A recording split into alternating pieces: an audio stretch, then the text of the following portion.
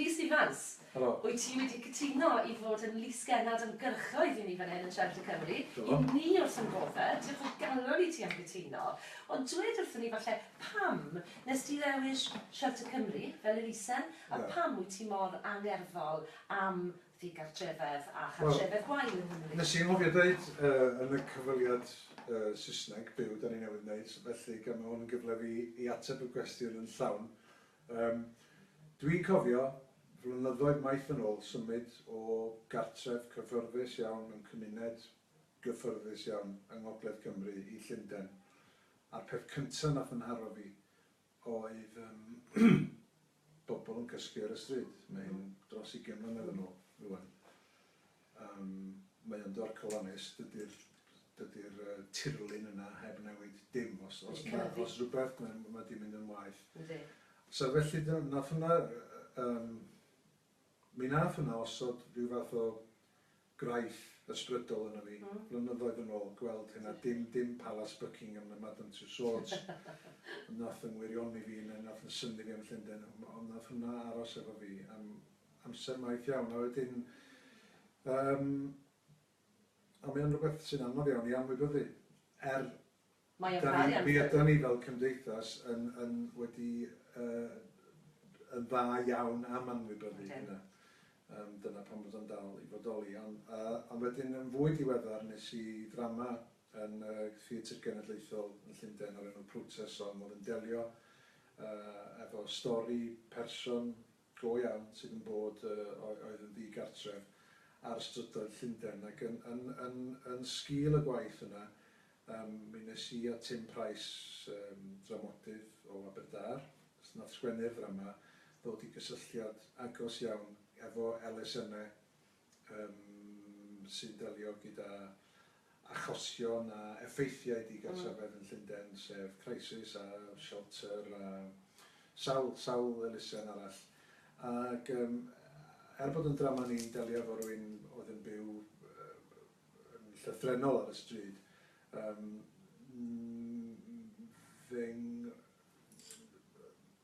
nes i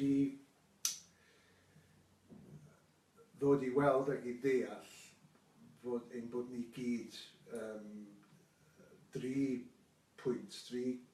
cangymeriad neu anffodiniaeth i ffwrdd o fod yn ddigartref, bod hynna'n golli iechyd, colli rhywun sydd yn ennill arian yn y tŷ neu colli swydd.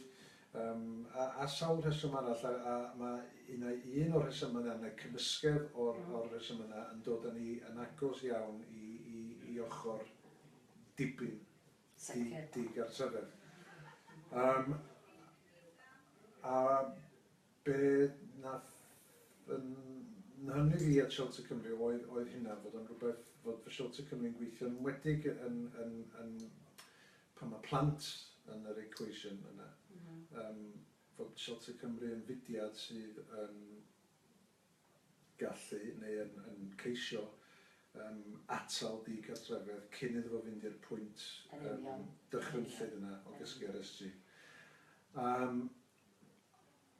A'n rhyfedd iawn, ni'n cerdded ar hyd maes Eisteddfod, dyma fi'n taro... Nes i daro fewn i gyntaf i arwydd o deiseb, a wedyn beth nesaf rydych chi'n... Acostio. Yn acostio fi, yn y ffordd mwyaf hyfryd. A gethon ni siarad fwy am y shelter. A nath o ddigwydd fel yna, bod o'n rhywbeth oedd yn corddi yn y moli, oedd o'n fath o ryw briodas bach drwy siawns, dwi'n meddwl, a fel yna mae'r pethau gorau yn digwydd yn aml. Wel, i ni wrth yn boddau bod ti wedi cytuno i fod yn ddisgennad ymgyrchoedd dros ni, ond falle'n fras iawn os lle di weithio ni, wyt ti'n ddisgennad ymgyrchoedd, ac wyt ti gobeithio yn ystod yn busnes am ni ddysgu mwy am yn hymgyrchoedd ni, ond falle bod rhywbeth sydd yn agos at y galon di, wyt ti eisiau ymgyrchu drosto? Wel, heddiw rwan, enghraifft, dwi wedi cael taith o gwmpas Pencadlys Shelter yma yn Abertawe a carfod y bobl gwych sy'n gweithio yma. Ac es i lawr i'r stafell sydd yn gweithio'r galwadau ffôn mae Shelter yn gael. Shelter Cymru Fyw. Shelter Cymru Fyw. A ges i'n synnu yn syfrdanu bod mae 3 ohonyn nhw, dwi'n meddwl, yn gweithio ar Vision does. Mae'n mwy na hynny, mae'n 3 ar unrhyw un adeg. A gwirfoddolwyr hefyd, mae hwnna'n rhan bwysig o'n gwaith. Ond i bod nhw'n cael fyny at 350 o aelodau ffôn y mis. Gan bobl sydd ar ochr dipyn digartrefedd. Rhai ohonyn nhw yn sbio ar y bailiffs ar ei drws ffrynt. Mae mor funudol a hynna. Dyna reality.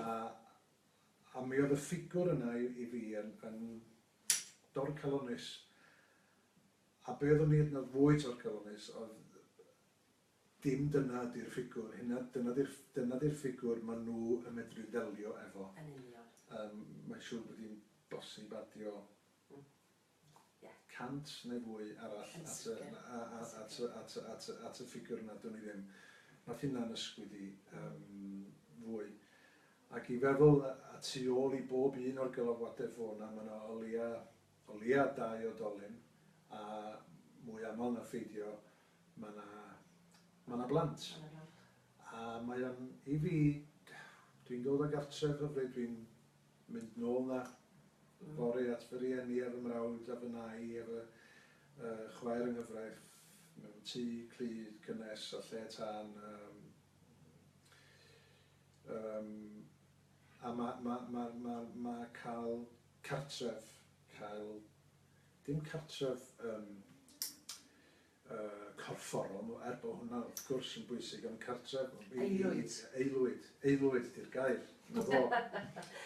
Yn hawl mor sylfaenol i unrhyw blentyn, a mae'r ffaith bod Shelter Cymru yn atal hynna rhag diflannu mewn sawl achos yn ddigon i fi fedru eistedd yma heddiw a cymryd rhan mwy allweddol yn y ymgyrch. Wel, gwych, Rhys. Diolch am y sgwrs.